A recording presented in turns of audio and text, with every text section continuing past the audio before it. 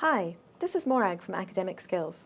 In this short video, we're going to look at how to write an executive summary.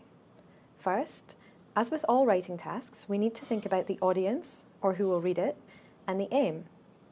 In a professional context, people are often busy and don't have time to read a full report or attend a presentation. They read the executive summary to get a quick overview, to evaluate the quality of the report, or even to make a decision. For these reasons, executive summaries must be standalone documents. In other words, they aim to provide a complete and concise summary of all sections within a report.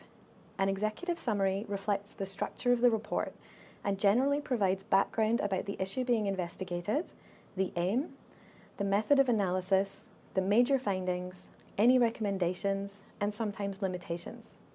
The length of an executive summary can vary, so it's always best to check your brief to find out how concise you need to be. Let's take a look at a sample executive summary. Pause the video now, read the text, and identify each of the sections below. Here we can see the context. Keep this to a minimum. Only tell your reader what they need to know to understand the rationale for the investigation. Next, the method, an analysis of revenue processes. Note the use of the phrase "this report" followed by the verb "analyses." This signposting language helps to tell your reader that the aim will be next. As expected, here's the aim. Make sure that it's expressed as clearly and precisely as possible. After the aim, we can see the findings. Notice how specific they are. Remember, this isn't an introduction. You need to tell your reader explicitly what you found out. Last, we have the recommendations. These are also very specific and relate directly to the findings.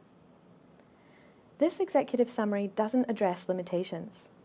Limitations help the reader to understand the validity and reliability of the information. For example, they might state that the analysis was based on limited data or that the recommendations are subject to economic or political factors.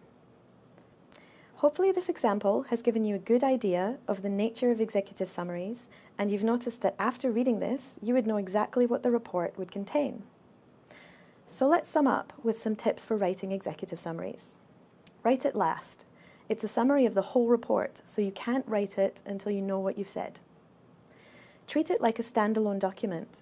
It needs to make sense to someone who hasn't read the report and may not ever read it. Make sure it's useful.